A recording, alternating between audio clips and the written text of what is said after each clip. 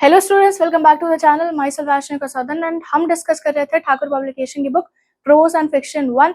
ये बुक राजस्थान की सभी यूनिवर्सिटीज एंड कॉलेज इंस्टीट्यूशन के बीए सेकंड सेमेस्टर के स्टूडेंट्स के लिए बनाई गई है and it is based on the latest NEP based syllabus. So students, अभी तक हम लोगों ने चैप्टर 13 तक का कंप्लीट डिस्कशन कर लिया एंड चैप्टर 14 के हम लोगों ने 3 टॉपिक्स ऑलरेडी डिस्कस कर लिए हैं, जिनके लिंक्स आपको डिस्क्रिप्शन बॉक्स में अवेलेबल हो जाएंगे। आप वहां से जाके देख सकते हैं उन वीडियोस को। एंड इस वीडियो में हम डिस्कस करने जा रहे हैं चैप्टर 14 का लास्ट टॉपिक, जो कि है प्रेजेंटेशन। सो बिना किसी देरी के अब हम चलते हैं हमारी टॉपिक पे। So students, our next topic is presentation skills. And presentation skills discuss करने से पहले हम जरा देख लेते हैं प्रेजेंटेशन क्या होती है। सो प्रेजेंटेशन आप इस तरीके से समझ सकते हो कि it actually means to exhibit और टू प्रेजेंट अ टॉपिक। अब इसका मतलब क्या हो गया कि आप किसी एक टॉपिक पे आप अपनी जो व्यूज हैं, आपने जो चीजें कलेक्ट की, आपने जो डेटा कलेक्ट किया, आप उससे सबके सामने एक्सिबिट कर रहे हो या प्रेजेंट करने की कोशिश कर रहे हो। एंड यूजुअली प्रेजेंटेशंस जो होती हैं वो फॉर्मल होती हैं एंड वर्बल होती हैं। ठीक है, जो भी हो रहा है आप फॉर्मल लैंग्वेज यूज कर रहे हो, फॉर्मल अटायर होगा आपका, प्रॉपर्ली ड्रेस हो गया एंड आप चीजों को वर्बली एक्सप्लेन कर रहे होगे, अपने पॉइंट्स को वर्बली रख रहे होगे सबके सामने। Okay, now the second question that comes to mind is कि प्रेजेंटेशन का यूज क्या होता है।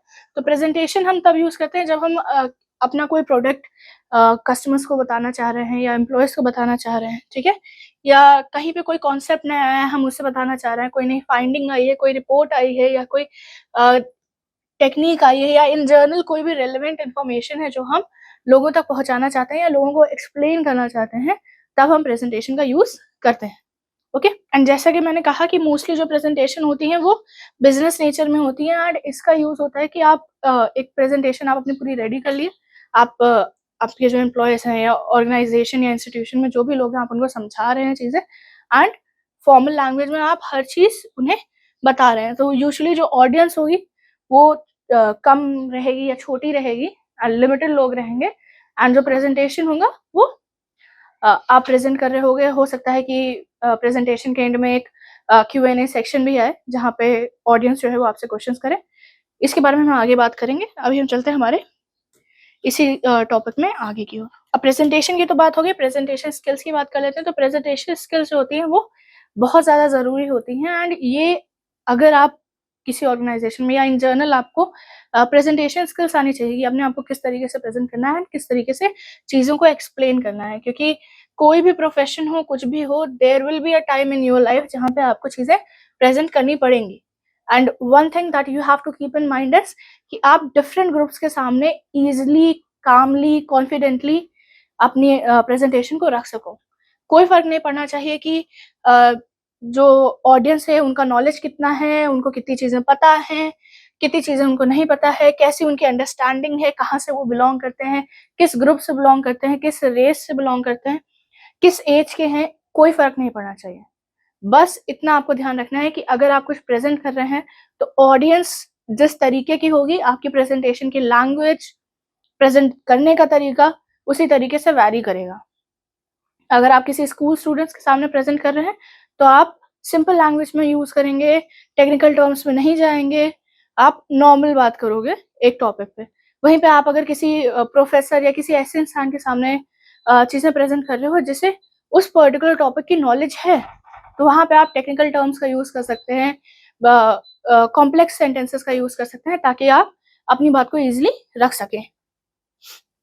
अब एक अच्छी प्रेजेंटेशन बनाने के लिए किन किन चीजों का ध्यान रखना रहता है, जैसा मैंने कहा, सबसे पहले प्रेजेंटेशन का स्ट्रक्चर प्रॉपर रहना चाहिए कि किस तरीके से आपको चीजें प्रेजेंट करनी है, क्या क्या चीजों को ध्यान रखना है, किन चीजों को आपको अवॉइड करना है, कौन से टॉपिक्स ऐसे आएंगे जो आपकी ऑडियंस के लिए ज्यादा हो जाएंगे या उनके पास उतनी नॉलेज नहीं है या उतनी उनकी एज नहीं है कि आप उन टॉपिक्स को डिस्कस कर सको या उन टॉपिक्स को वो सुन सकें, ठीक है, या वो कॉम्प्रिहेंड भी कर पाए। कई बार होता है कि आप प्रेजेंट कर रहे हो बट आपकी जो ऑडियंस है वो चीजों को कॉम्प्रिहेंड नहीं कर पा रही।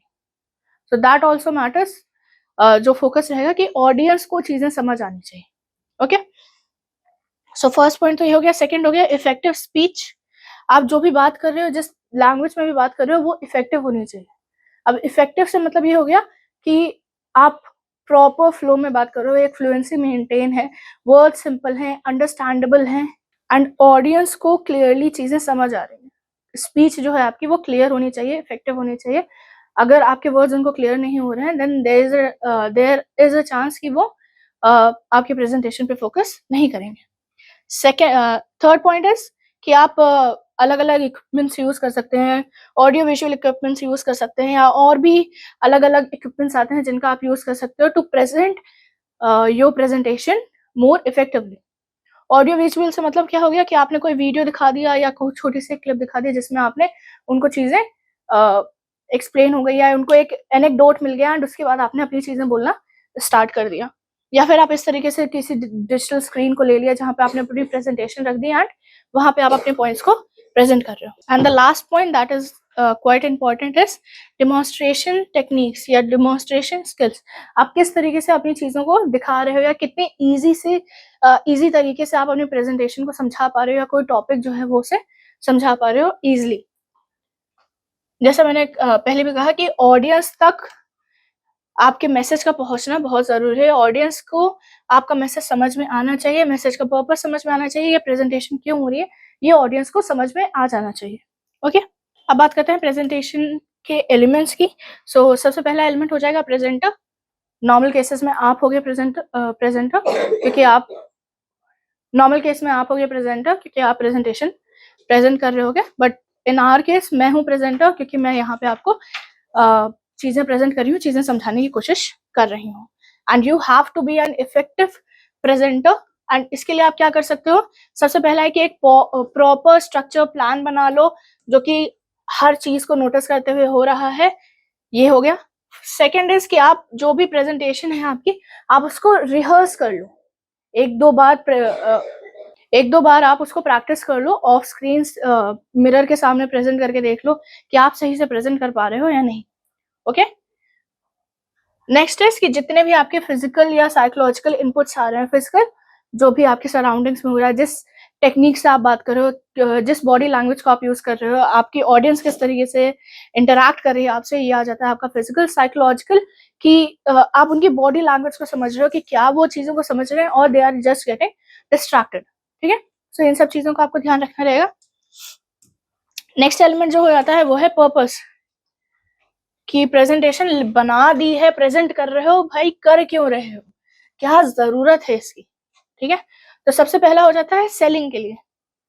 मैंने जैसे कहा कि कोई प्रोडक्ट आया है, आप उसको सेल करने की कोशिश कर रहे हो, तब आप उसको अपने कस्टमर्स के सामने, अपने क्लाइंट्स के सामने प्रेजेंट करोगे टू गेट द कस्टमर और the client to buy that product और invest in that product. Second is to introduce a new concept or elaborate upon a business opportunity. So second क्या हो गया कि अगर कोई नया कॉन्सेप्ट आया है, कुछ ऐसा कॉन्सेप्ट आया है जो काफी रेयर है, हो चांसेस आर कि लोगों को नहीं पता होगा, आप अगर ऐसे कॉन्सेप्ट को या ऐसी अपॉर्चुनिटी को लोगों के सामने प्रेजेंट करने के लिए प्रेजेंटेशन प्रिपेयर कर सकते हो। Okay, next is to obtain feedback from listeners. मतलब जो भी आपके प्रेजेंटेशन सुन रहे हैं, आप उनसे फीडबैक ले सकते हो कि जैसे आप अगर सेल की बात कर रहे हो या आप किसी नए कॉन्सेप्ट की बात कर रहे हो या किसी नए अपॉर्चुनिटी की बात कर रहे हो, तो प्रेजेंटेशन के एंड में जैसे मैंने कहा कि एक Q&A सेशन आप डाल सकते हो जिसमें जो आपकी ऑडियंस रहेगी वो आपसे क्वेश्चंस करेगी, अपने डाउट्स क्लियर करेगी एंड इसके थ्रू आपको एक फीडबैक मिल जाता है कि क्या जो आप कर रहे हो वो एक सही डायरेक्शन में है, क्या देयर आर थिंग्स जो मिसिंग है, आप उनको ऐड कर सकते हो, कुछ एक्स्ट्रा हो रहा है, एक प्रॉपर फीडबैक आपको लिसनर्स के थ्रू मिल जाएगा। Next is seeking solutions to the problems or gaining insight into the minds of listeners with regards to how they view their problems.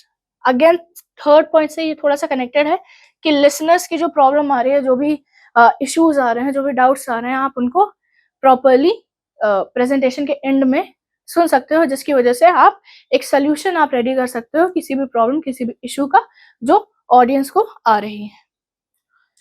Next is to create awareness about an idea, a new technology, new project in the organization. So अगर वही चीज आ गया कि कोई नया concept आ रहा है, उसके बारे में अवेयरनेस आपको क्रिएट करनी है, उसके लिए आप प्रेजेंटेशन का यूज कर सकते हो। एंड लास्ट इज कि informing about changes in work culture and providing motivation and training that may be necessary in that regards. Last is कि अगर ऑर्गेनाइजेशन में आपके कोई चेंजेस आ रहे हैं तो आप अपने एम्प्लॉयज को गैदर होने के लिए कर सकते हो, एंड उसके बाद आप जो चेंजेस आ रहे हैं आप उनको प्रेजेंट कर सकते हो उनके सामने, they have to know that. And next is कि अगर कोई ट्रेनिंग सेशन हो रहा है, कोई चीज आ रही है जो आपको लगता है कि आपके एम्प्लॉयज को पता होनी चाहिए या आपके सीनियर्स को लगता है एम्प्लॉयज को पता होनी चाहिए, and they ask you to present that idea और दैट कॉन्सेप्ट और दैट ट्रेनिंग सेशन, सो वहां पे भी आप प्रेजेंटेशन का यूज करोगे। Okay, now third, it is the most, you can say the second most important thing in presentation, that is audience. हर चीज जो होगी वो ऑडियंस के ही पॉइंट ऑफ व्यू को ध्यान में रखते हुए होगी कि ऑडियंस सिंपली समझ पा रही है या नहीं, ऑडियंस कॉम्प्रीहेंड कर पा रही है या नहीं, ऑडियंस के लिए चीजें रीडेबल है या नहीं, अंडरस्टैंडेबल है या नहीं, वॉइस क्लियर है, मॉड्यूलेशन प्रॉपर है। हर चीज जो है वो ऑडियंस के ही पर्सपेक्टिव को देख के लिया जाएगा। एंड ऑडियंस के नॉलेज, उनकी आप कह सकते हो उनके एज ग्रुप, उनकी रेस, उनका एक्सटेंट ऑफ नॉलेज, ये सब आपको ध्यान रखना रहेगा जब आप एक प्रेजेंटेशन प्रिपेयर कर रहे हो। ठीक है, अगर कोई 12th क्लास का स्टूडेंट है तो आप उससे 12th क्लास के टॉपिक्स के बारे में बात कर सकते हो। मे बी आप अगर वो मैथ्स का स्टूडेंट है तो आप उनसे इंटीग्रेशन या डिफरेंशिएशन बेसिक लेवल वाला डिस्कस कर सकते हो। अब 12th क्लास के स्टूडेंट्स के साथ आप इंजीनियरिंग के क्वेश्चंस नहीं दे सकते, जेई एडवांस के क्वेश्चंस उन्हें नहीं दे सकते, वो चांसेस ज्यादा है दे जस्ट कांट सॉल्व। कोई ऐसा कॉन्सेप्ट जो हायर के लिए है आप नहीं डाल सकते एक सिंपलर या एक बेसिक लेवल स्टूडेंट या level human being.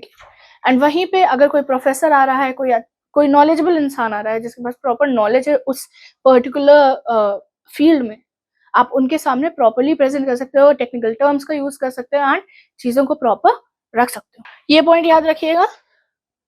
A good presenter can make a presentation that the audience can relate to and find interesting.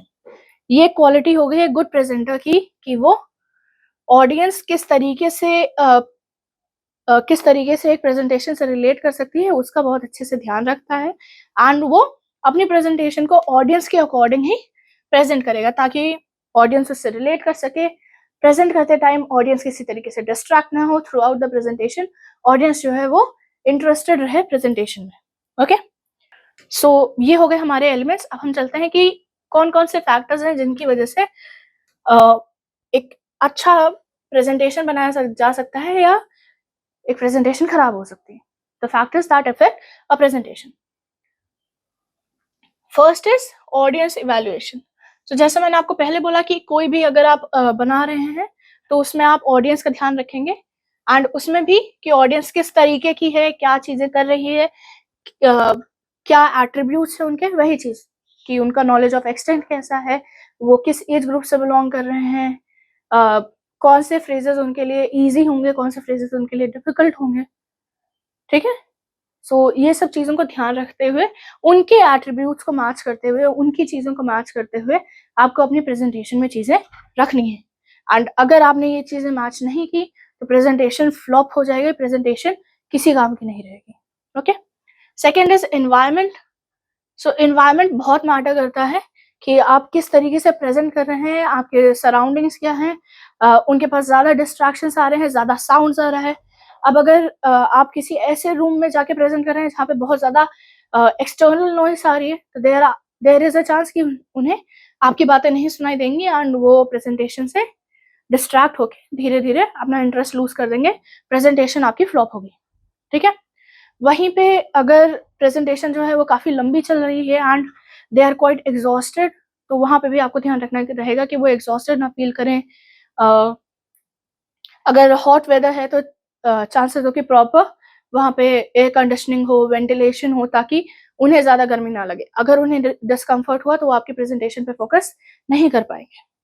तो ये था हमारा नेक्स्ट सेकेंड पॉइंट, एनवायरमेंट। अब हम चलते हैं हमारे third point, that is presenters appearance. तो जैसा मैंने आपको बताया पहले भी कि एक प्रेजेंटर किस तरीके से चीजों को प्रेजेंट कर रहा है वो जरूरी है, एक चीज और जरूरी है वो है कि वो किस तरीके का दिख रहा है। अगर अभी मैंने यहाँ पे टी शर्ट पहनी हुई है, कंपनी की टी शर्ट पहनी हुई है, प्रॉपरली बाल को टाई किया हुआ है, मैं प्रॉपरली रेडी हूँ, मैं इस तरीके से प्रेजेंट कर रही हूँ, अच्छा लग रहा है, जस्ट इमेजिन अभी मैं मस्त हुडी पहन के आ जाऊं, बाल बिखरे हुए हैं and I look a wreck. अगर मैं उस कंडीशन में आपको चीजें समझा रही हूँ, मोस्ट प्रोबेबली आप वीडियो नहीं देखोगे, आप स्किप कर जाओगे। ऐसे ही आ रहा है कि आप अगर एक फॉर्मल अटायर फॉर्मल सेटिंग में हो तो आपको एक फॉर्मल अटायर पहनना पड़ेगा, आपको प्रॉपर तरीके से कपड़े पहनने पड़ेंगे। आप स्नीकर्स में नहीं जा सकते प्रेजेंटेशन देने। एक ऊपर से हुडी डाल ली, जीन्स पहन लिया, स्नीकर्स डाल लिया, कह रहे हैं चलो मैं प्रेजेंटेशन दूंगा। That doesn't work like that. आपको प्रॉपर आउटफिट अपना मेंटेन रखना रहेगा। ये नहीं है कि भैया बहुत ज्यादा चीजें करो, बट एक वेल ग्रूम्ड आपको दिखना रहेगा प्रेजेंट करते time. Okay, fourth point, use visuals. ये आप विजुअल एड्स का यूज करते हो या आप ऑडियो एड्स का यूज करते हो तो उनका इम्पैक्ट ऑडियंस पे ये रहता है कि वो आपके उस पर ज्यादा फोकस ना करके कि आपसे क्या क्या गलतियां हो रही हैं। आपने एक रिकॉर्डेड चीजें उनको दिखा दी या आपने कुछ चीजें उनको सामने दिखा दी जिसकी वजह से वो उस पर फोकस कर रहे हैं, and that helps you a lot. Visual aids जो होते हैं वो काफी ज्यादा हेल्प करते हैं आपको अपने पॉइंट्स को क्लियरली एक्सप्लेन करने में, इजिली एक्सप्लेन करने में। सिंपल सा लॉजिक है कि लोग जो हैं वो जो चीजें देख रहे हैं ना वो ज्यादा रिसेप्टिव होते हैं उसके लिए, वो ज्यादा नोटिस करते हैं उसे। सो प्रेजेंटेशन देते वक्त आप विजुअल एड्स का या और भी जो ऑडियो एड्स हैं या कोई और तरीके की हेल्प, आप कोई और तरीके का इक्विपमेंट आप यूज कर सकते हैं। Next point is opening and closing of the presentation. So यहाँ पे बस आप इस तरीके से समझिए कि वो जो सेंटेंस होता है ना, फ्रेज होता है, first impression is the last impression. So यहाँ पे कुछ वही केस है कि आप किस तरीके से अपने प्रेजेंटेशन को स्टार्ट कर रहे हैं, किस एनर्जी के साथ स्टार्ट कर रहे हैं, किस सेंटेंस से स्टार्ट कर रहे हैं, ये हमेशा मैटर करेगा। एंड किस पॉइंट पे आप अपने प्रेजेंटेशन को छोड़ रहे हैं, क्लोज कर रहे हैं, एंड ऑडियंस के दिमाग में आप कौन कौन से थॉट्स या कौन कौन सी चीज़ों पे आप चाह रहे हैं कि प्रेजेंटेशन क्लोज होने तक, प्रेजेंटेशन क्लोज होने के बाद ऑडियंस किन किन चीज़ों पे सोचे। तो इन चीज़ों पे ध्यान रखना रहेगा कि ओपनिंग लाइन अच्छी खासी हो, एक एनर्जी के साथ हो ताकि ऑडियंस इंगेज रहे, एंड क्लोजिंग लाइन ऐसी होनी चाहिए कि ऑडियंस जो है वो इस प्रेजेंटेशन के बारे में आगे जाके सोचे थोड़ा बहुत। Okay, next point is well organised presentation या ऑर्गेनाइज्ड प्रेजेंटेशन। सो इसमें है कि आपकी जो प्रेजेंटेशन आप प्रेजेंट कर रहे हैं वो प्रॉपरली स्ट्रक्चर्ड हो, प्रॉपरली ऑर्गेनाइज्ड हो, प्रॉपर तरीके से हो। ठीक है, ऐसा ना हो कि फर्स्ट स्लाइड में आपने एक टॉपिक की बात की, सेकेंड स्लाइड में आपने दूसरे टॉपिक के बारे में बात की, थर्ड स्लाइड में आपने थर्ड टॉपिक के बारे में बात की, फोर्थ में आपने फिर से फर्स्ट के बारे में शुरू कर दिया। नहीं, एक प्रॉपर फ्लो मेंटेन रखिए, एक प्रॉपर स्ट्रक्चर मेंटेन रखिए जिससे ऑडियंस जो है वो कभी भी कंफ्यूज ना हो। क्योंकि ये स्टोरी नहीं है या बुक नहीं है कि आप फर्स्ट पेज पे फर्स्ट फ्यू चैप्टर्स में आपने एक टॉपिक के बारे में बात किया, सेकंड थर्ड फोर्थ फिफ्थ में जाके आपने फिर से फर्स्ट टॉपिक के बारे में बात किया, एंड जो रीडर है वो पेजेस को स्विच कर सकते हैं। प्रेजेंटेशन में ऐसा कुछ नहीं हो रहा, वो रेफरेंस नहीं याद रख रहे हैं या याद रख रहे हैं वो, बट वो डायरेक्टली उस रेफरेंस पे नहीं जा सकते। सो प्रेजेंटेशन का एक स्ट्रक्चर रखिए, प्रॉपरली ऑर्गेनाइज रखिए, ट्रांजिशंस स्मूथ रखिए, अब्रप्ट नहीं रखना चाहिए कि अभी इस टॉपिक पे बात कर रहा था अचानक से उस टॉपिक पे बात करने लगा, फिर उस टॉपिक पे बात करने लगा, क्या कर रहा है ये नहीं आना चाहिए। ट्रांजिशंस ऐसे सीमलेस लगने चाहिए, ऐसे कि first topic, second topic, third topic चलता चला गया and audience is completely satisfied, उनको कहीं पे भी अब्रप्ट फीलिंग नहीं आई। तो ये हो गया हमारा 6 पॉइंट। 7 पॉइंट हो जाता है लैंग्वेज एंड वर्ड्स। जैसे मैंने कहा कि आप फॉर्मल लैंग्वेज यूज कर रहे हैं तो वोकैबुलरी, सेंटेंस स्ट्रक्चर एंड किस फ्लो में आप बात कर रहे हैं, किस टोन में आप बात कर रहे हैं, आपको प्रेजेंट करते वक्त इन सब चीजों का ध्यान रखना रहेगा। आप प्रेजेंट करते वक्त अमे यार, अबे यार करके नहीं बात कर सकते, आपको एक formal language, formal structure maintain रखना रहेगा। Okay, 8 point is quality of voice. Quality of voice मैं इसको पहले भी आपको बता चुकी हूँ कि आप इसमें इस चीज का ध्यान रखेंगे कि आप अपनी वॉइस को किस तरीके से मॉड्यूलेट कर रहे हैं, किस तरीके से चेंज कर रहे हैं। ऐसा ना हो कि आप जहाँ पे आपको कॉन्फिडेंटली बोलना चाहिए वहां पे आप बहुत समस्या होकर बात कर रहे हैं, धीमे बात कर रहे हैं, एंड कई जगह जहाँ पे आपको पूरा थोड़ा सा सबमिसिव टोन में या थोड़ा सा मिस्टीरियस टोन में जाना चाहिए वहां आप हैप्पी टोन में जाके बात करें, या फिर आप इन द स्टोइक टोन में जाके बात कर रहे हैं, एकदम रुक जा रहे हैं, थम जा रहे हैं, it's like you are reading a newspaper, ऐसा नहीं होना चाहिए। मॉड्यूलेशंस, टोन का अप एंड डाउन, ये सब आपको ध्यान रखना रहेगा। Next is body language. ये भी मैंने आपको पहले बताया कि जब आप प्रेजेंट कर रहे हैं तो आपको आपकी बॉडी लैंग्वेज, ऑडियंस की तो बॉडी लैंग्वेज आप नोटिस कर रहे होंगे कि वो इंटरेस्ट ले रही है या अपना इंटरेस्ट खो रही है। साथ में ऑडियंस जो है वो आपको देख रही होगी और वो आपकी बॉडी लैंग्वेज को देख रही होगी। आप नर्वस फील कर रहे हैं, आप थोड़े से ऑडियंस पे फोकस रख रहे हैं, ऑडियंस से इन्वॉल्व हो रहे हैं या नहीं, ये सब बॉडी लैंग्वेज के थ्रू पता चलता है। ठीक है, सो अपनी बॉडी लैंग्वेज आपको ओपन रखनी है, कॉन्फिडेंट रखनी है। आपको पता है आप क्या प्रेजेंट कर रहे हो, तो फुल कॉन्फिडेंटली ओपन होके आप अपने प्रेजेंटेशन को ऑडियंस के सामने प्रेजेंट करिए। ओके, एंड एक चीज का ध्यान रखिए, जब भी आप प्रेजेंट कर रहे हैं तो चांसेस आर कि आप ऑडियंस को फेस करिए एंड समय से रिएक्ट ना कीजिए, हाथ को, फेस को थोड़ा टच करना अवॉइड कीजिए एंड ओपन स्टैंड रहे, वाइड स्टैंड रहे एंड ऑडियंस को देख के बात कीजिए, इधर-उधर देखने से या किसी एक पर्टिकुलर इंसान पे। यूजुअली कहते हैं कि अगर आपको स्टेज फ्राइट है तो आप एक इंसान को देख के बात कीजिए, ईज़ी पड़ेगा। नहीं, आप थोड़ा दूर का आप ले सकते हैं बट नहीं, ऑडियंस को फेस करके बात करेंगे वो आपके लिए ज़्यादा ईज़ी पड़ेगा। Next is handling Q&A sessions या क्वेश्चन आंसर सेशन। तो जैसा मैंने कहा कि आप अपने प्रेजेंटेशन के एंड में एक Q&A सेशन रख सकते हैं जहाँ पे ऑडियंस जो है वो कोई भी उनका डाउट है, कोई भी क्वेश्चन है, कोई भी इंक्वायरी है वो आपसे कर सकते हैं and you have to be prepared for it.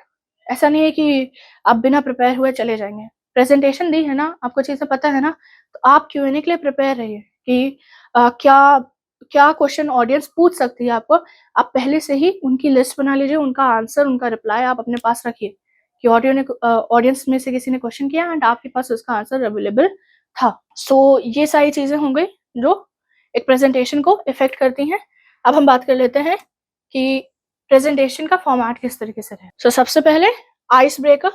किसी भी प्रेजेंटेशन को स्टार्ट करने से पहले एक आइस ब्रेकर रख दीजिए फुल कॉन्फिडेंस के साथ एंड ऑडियंस का अटेंशन आपको मिल जाएगा।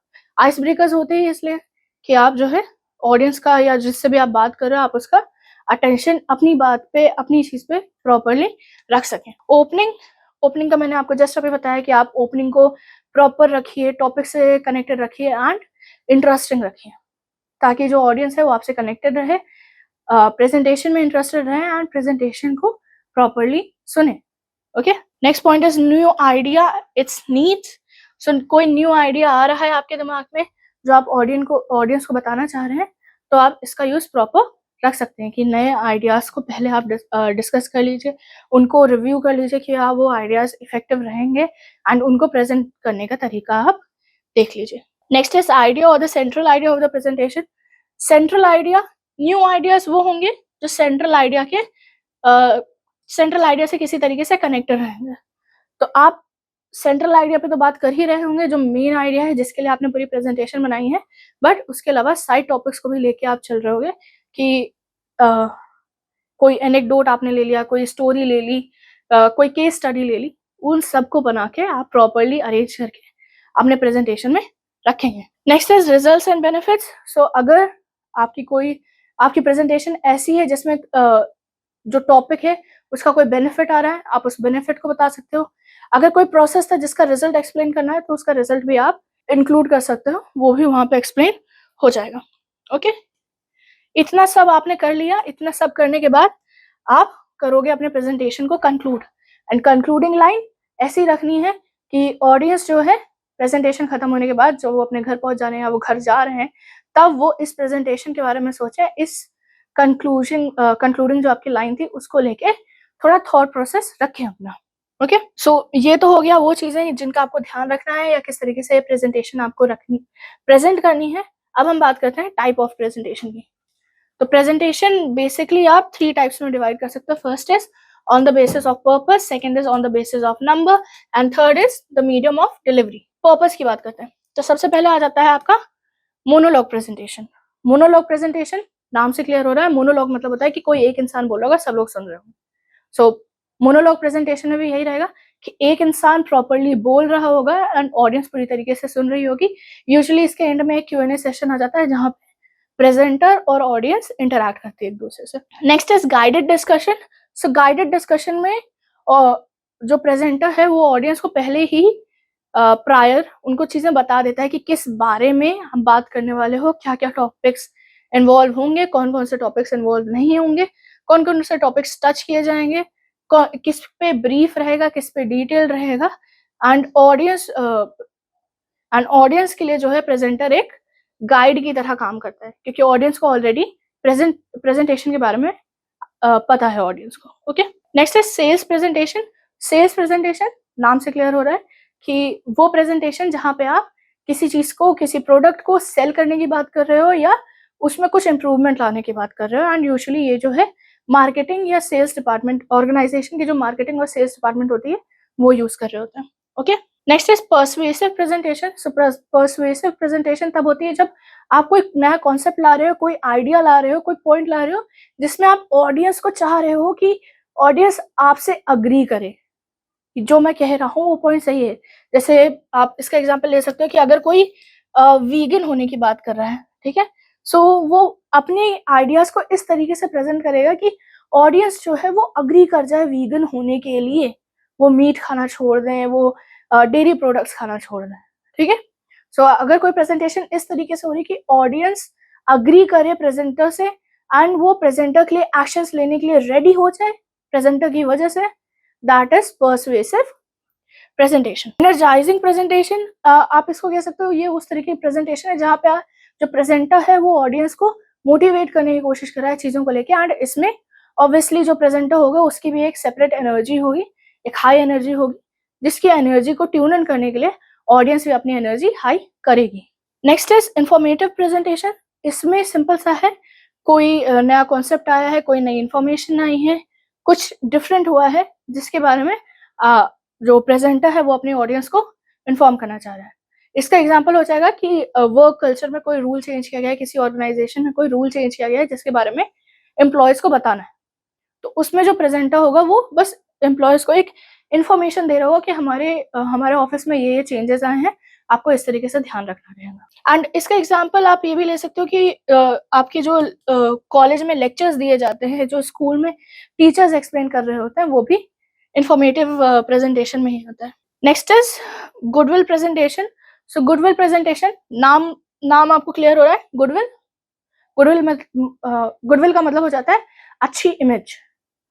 जब कोई कंपनी या कोई ऑर्गेनाइजेशन जो है वो ऑडियंस के सामने अपनी इमेज को और अच्छा करने के लिए, अपनी इमेज को और बेहतर बनाने के लिए प्रेजेंटेशन दे रही हो, जिसकी वजह से ऑडियंस की नज़र में, कस्टमर्स की नज़र में, क्लाइंट्स की नज़र में उनकी इमेज और अच्छी हो जाए, that is goodwill presentation. Okay, last is training presentation. So किसी चीज़ की ट्रेनिंग चल रही है एंड उसको लेके आप जो प्रेजेंटर है वो ऑडियंस को जो है उस पर्टिकुलर चीज़ की ट्रेनिंग दे रहा है, ठीक है, that is training presentation. So ये तो हो गया on the basis of purpose. अब बात करते हैं on the basis of person. So दो ही टाइप्स है इसमें। First is individual. इंडिविजुअल नाम से क्लियर हो गया कि भैया कोई एक आदमी आया हुआ है, वो अपनी प्रेजेंटेशन आपके ऑडियंस के सामने रख रहा है, प्रॉपर्ली प्रेजेंट कर रहा है अपने पॉइंट्स को, that is individual presentation. Next is work team presentation या ग्रुप प्रेजेंटेशन। ये काफी इफेक्टिव होती है एंड स्कूल्स में यूजुअली बच्चों से ये कराई जाती है ताकि उन्हें टीम में काम करना आ जाए, लोगों के साथ कोऑर्डिनेट करना आ जाए। सो इसमें क्या होता है कि एक ग्रुप में 3-4 लोग हो गए, जिसमें सबने एक सेगमेंट चूज कर लिया कि मैं इस सेगमेंट पे बात करूंगा, मैं उस सेगमेंट पे बात करूंगा। मोस्टली जो सेगमेंट्स वो चूज करते हैं उनके पास उस सेगमेंट की प्रॉपर नॉलेज होती है, और अगर नहीं है तो वो अपना रिसर्च करके उस सेगमेंट की प्रॉपर नॉलेज रखेंगे। सो मान लेते हैं कि अगर एक 10 पेज की प्रेजेंटेशन है या 20 पेज की प्रेजेंटेशन है, सो डिवाइड कर लिया 5 लोगों में, 4 पेजेस की सबने प्रेजेंटेशन डिसाइड की। एक टॉपिक पे एक इंसान ने बोला, उसका Q&A सेशन, एक टॉपिक पे दूसरे इंसान ने बोला, एंड सो ऑन। सो इस तरीके से ग्रुप प्रेजेंटेशंस होती हैं। ओके, सो ये तो हो गया हमारा on the basis of number of people. अब बात करते हैं on the medium of delivery. So इसमें भी आपके 2 टाइप्स आ जाते हैं। फर्स्ट इज रिटन प्रेजेंटेशन, जहाँ पे प्रेजेंटेशन पूरी तरीके से लिखी हुई है जो प्रेजेंटर हुआ उसने बस उनको चीजें रीड कर दी या किसी चीज को आप कह सकते हो कि उसने मार्क कर दिया। अभी जो मैं कर रही हूँ ये रिटन प्रेजेंटेशन का ही, कि मेरे पास रिटन में चीजें दी हुई हैं एंड मैंने आपके सामने उसे प्रेजेंट कर दिया, एंड जो पॉइंट्स मुझे लग रहा था कि इंपॉर्टेंट है, आपको पता होने चाहिए, मैंने उन्हें हाईलाइट कर दिया। ठीक है। Next is oral presentation. Oral presentation तब होती है जब आपके पास कोई विजुअल एड नहीं है, कोई ऑडियो एड नहीं है, आप बस अपनी चीजों को प्रेजेंट करते जा रहे हो, आप अपनी जो आपके टॉपिक्स हैं आप उसको सामने वाले के सामने, ऑडियंस के सामने रख रहे हो। ठीक। So these are all the types of presentations. So ये तो बात हो गई हमारी प्रेजेंटेशन की कि प्रेजेंटेशन के कितने टॉपिक्स होते हैं या कितने टाइप्स होते हैं। अब हम जरा बात करते हैं प्रेजेंटेशन में कौन कौन सी टेक्निक्स को यूज किया जा सकता है। तो सबसे पहली टेक्निक आ जाती है ऑडियो विजुअल। इसके बारे में मैं आपको पहले ही बता दिया कि आप ऑडियो विजुअल चीजें यूज कर सकते हैं ताकि आप ऑडियंस को चीजें क्लियरली एक्सप्लेन कर सकें। तो होता क्या है कि जब आप किसी सब्जेक्ट पे बात कर रहे होते हो, आप साइट एंड साउंड दोनों चीजों को यूज कर रहे हो ताकि ऑडियंस जो है इजिली चीजों को समझ सके, बल्कि कि आप सिर्फ चीजों को बोल रहे हो या सिर्फ चीजों को लिख के या उनके सामने रख दे रहे हो। अभी मैं आपको कुछ बोलूँ ना, बस मैं इसको रख दूं, ये ऐसा है देख लेना, ये ऐसा है देख लेना, आपको आप मे बी आप नॉलेज की उससे पढ़ लोगे क्योंकि आपकी बुक से आपके कोर्स से रिलेटेड है, बट स्टिल अगर ये एक ऐसा टॉपिक है जो आपके कोर्स से रिलेटेड नहीं है, आप इसको नहीं पढ़ोगे। वहीं पर जब मैं चीजों को एक्सप्लेन कर रही हूँ, प्रॉपरली लाइंस यूज कर रही हूँ, प्रॉपर एक एनर्जी के साथ आपको चीजें समझा रही हूँ, तो आप जो है चीजों को सुनने में इंटरेस्टेड हो, आपके अंदर एक क्यूरियोसिटी आ रही है कि इसके बाद कौन सा टॉपिक हो सकता है, अच्छा इसको इस तरीके से बोला है इन्होंने, यहाँ पे इस तरीके से चीजों को लिखा जा सकता है। ठीक है। सो ये आ जाते हैं हमारे ऑडियो विजुअल एड्स। अब इसमें एग्जाम्पल कौन कौन से आ जाएंगे। ऑडियो विजुअल एड्स का मतलब हो गया कि फिल्म प्रोजेक्टर हो सकता है, वीसीडी प्लेयर हो सकता है, टीवी हो सकता है, कंप्यूटर हो सकता है, या एलसीडी प्रोजेक्टर हो सकता है, कोई भी चीज जिसके थ्रू ऑडियंस जो है विजुअली कोई चीजें देख पा रही है। Okay.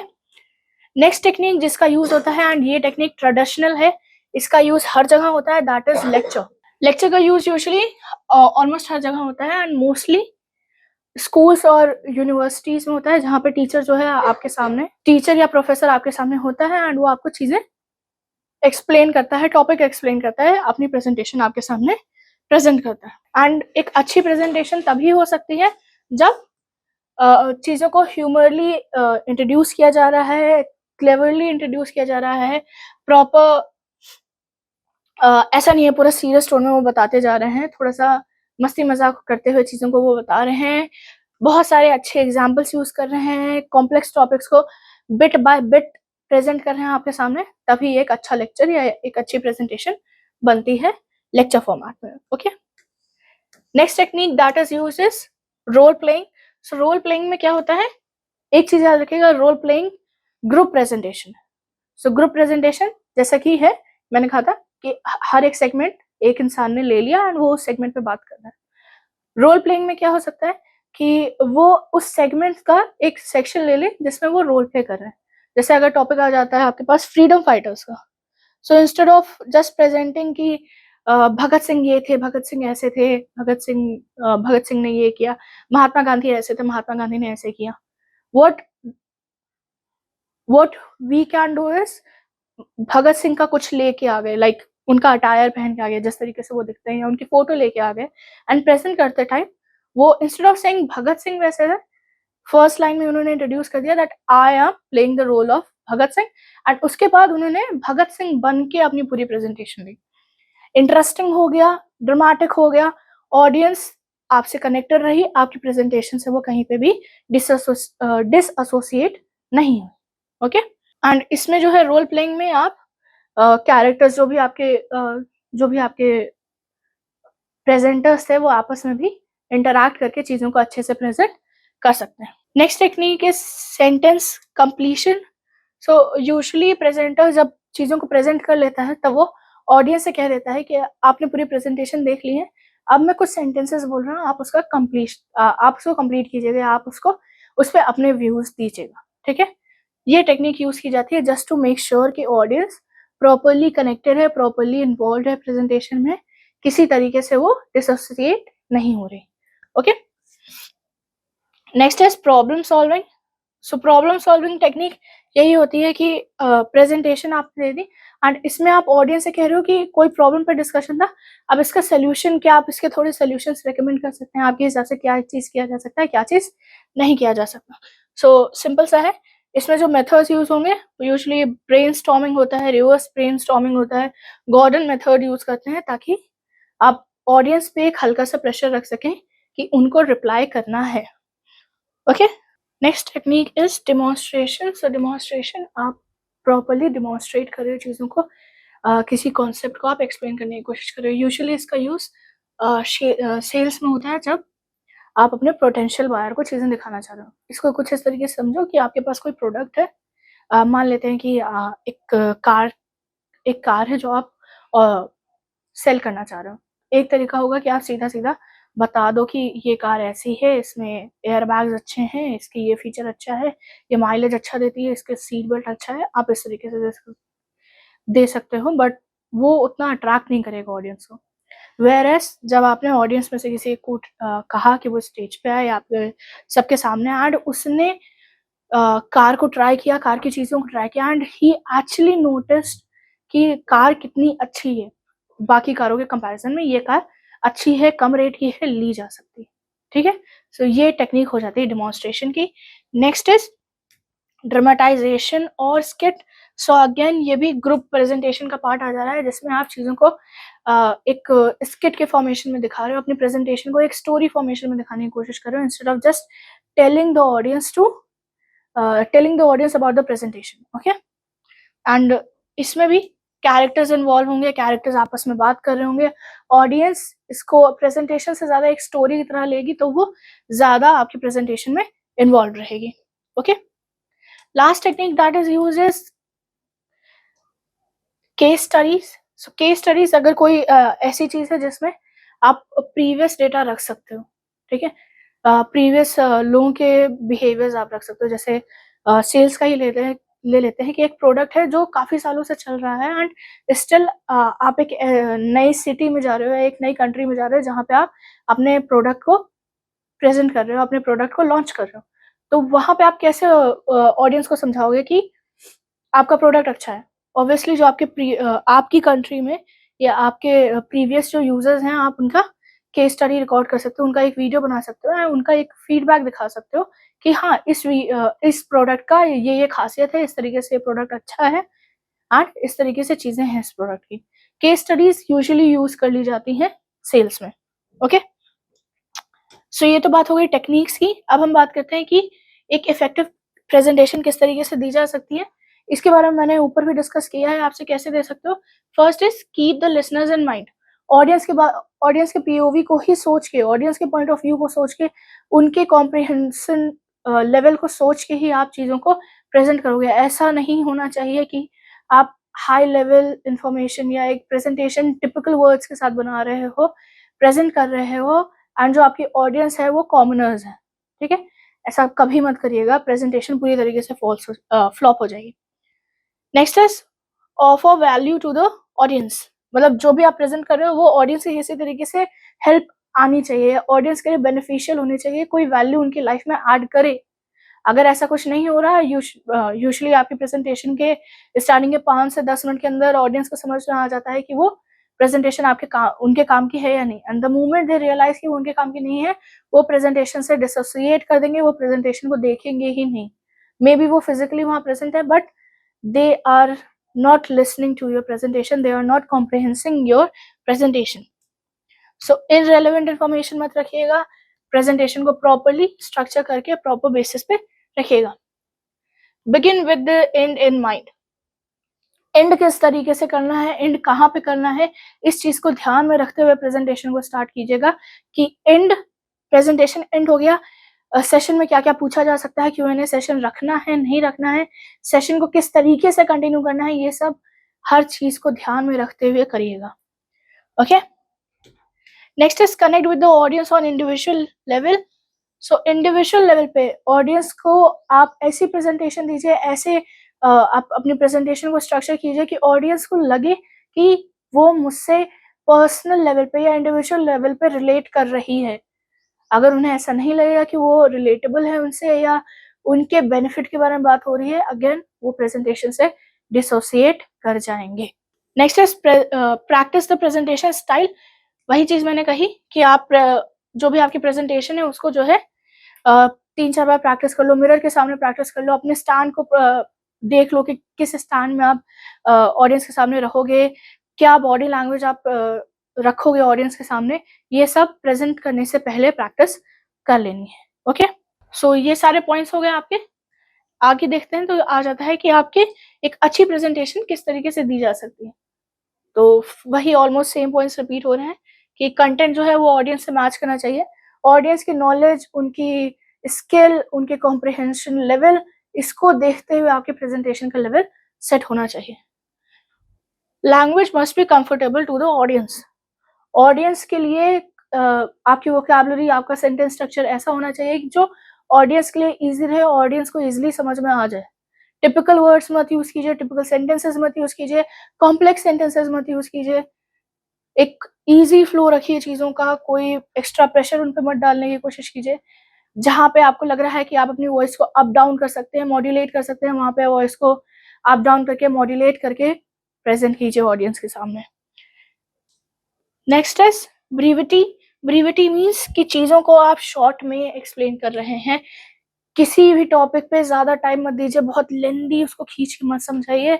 Audience gets lost in this कि भैया बहुत सारे एग्जाम्पल, बहुत सारे एनेक्डोट्स देखिए, चीजों को समझा रही है, एक ही चीज को बार बार रिपीट कर रही है, ऑडियंस बोर हो जाएगी एंड इवेंचुअली वो प्रेजेंटेशन से हट जाएंगे, आगे प्रेजेंटेशन फ्लॉप हो जाएगी। लॉजिकल सीक्वेंस, वही चीज आ गई कि आप प्रॉपर वेल स्ट्रक्चर रखिए, वेल ऑर्गेनाइज रखिए, वन बाय वन चीजें होती रहे, जंप कट्स ना आए, सडन ट्रांजिशंस ना आए, सडन चेंजेस ना आए। टॉपिक, एक टॉपिक से दूसरे टॉपिक पे जो चेंज आ रहा है वो बहुत ही स्मूथ रखिए, एक स्ट्रक्चर में रखिए कि अगर आप बात कर रहे हैं बेनिफिट्स की, तो बेनिफिट्स में ही 3-4 पॉइंट्स ले लीजिए। उसके बाद आप सडनली बेनिफिट्स के बाद आप अचानक से डिसएडवांटेजेस की बात मत करिए, आप एडवांटेजेस बता दीजिए, डिसएडवांटेजेस बता दीजिए, बेनिफिट्स बता दीजिए। एक प्रॉपर फ्लो, एक प्रॉपर स्ट्रक्चर मेंटेन रखिए। Next is mastery and presentation. So mastery and presentation, जो भी आप प्रेजेंट कर रहे हो, जो भी डेटा आप प्रेजेंट कर रहे हो, उसको इतनी बार प्रैक्टिस कर लो कि उस पर्टिकुलर डेटा, उस पर्टिकुलर टॉपिक पे आपके पास उसकी मास्टरी है, उससे रिलेटेड कुछ भी पूछा जा रहा है, कोई भी क्वेश्चन, कोई भी डाउट आ रहा है, आपके पास उसका आंसर होना चाहिए। ठीक है। एनर्जेटिक डिलीवरी, वही चीज, बॉडी स्टांस अच्छा रखना है, आपको अपनी एनर्जी मेंटेन रखनी है। आपकी एनर्जी से ही ऑडियंस प्रेजेंटेशन में इन्वॉल्व होगी, आपकी एनर्जी से ही ऑडियंस जो है, ऑडियंस की एनर्जी डिपेंड करेगी। ओके। अप्रोप्रिएट ह्यूमर, सो ह्यूमर को बहुत अच्छे से यूज कीजिए एंड प्रॉपरली यूज कीजिए। ऐसा ना हो कि रैंडमली आ रहा है, थोड़ा सा एब्सर्ड आ रहा है। डार्क ह्यूमर्स अवॉइड कीजिए प्रेजेंट करते वक्त, डार्क ह्यूमर्स हर किसी के लिए नहीं होता। ठीक है। एंड नॉर्मल ह्यूमर रखिए, एंड ह्यूमर सिर्फ इसलिए रखिए कि ऑडियंस प्रेजेंट करते वक्त बोर ना हो जाए। Okay, so that is it. इतना ही था हमारा चैप्टर 14। फाइनली हमारा चैप्टर 14 खत्म हो गया है एंड हमारा दैट इज इट। इसी के साथ हमारा चैप्टर 14 खत्म होता है। एंड अगर आपको वीडियो अच्छी लगी हो तो वीडियो को लाइक कर दीजिएगा। कोई डाउट, कोई कंफ्यूजन आ रही है, आप कमेंट बॉक्स में कमेंट कर सकते हैं। चैनल को सब्सक्राइब कर लीजिए क्योंकि ऐसे ही वीडियोस और भी यहाँ पे पोस्ट होते रहेंगे। ये बुक जो मैं डिस्कस कर रही हूँ, अगर आपको ये बुक परचेज करनी है तो ये बुक आप हमारी ऑफिशियल वेबसाइट से परचेज कर सकते हैं, वरना अमेजोन और फ्लिपकार्ट से भी परचेज आप कर सकते हैं। इसके अलावा अगर आप हार्ड कॉपी पढ़ना नहीं पसंद करते हैं, आप इसकी ई बुक भी ले सकते हैं, वो आपको गूगल प्ले बुक में अवेलेबल होगी, आप वहां से परचेज कर सकते हैं। And thank you so much for watching the video. मैं आपसे मिलती हूँ हमारी नेक्स्ट वीडियो में।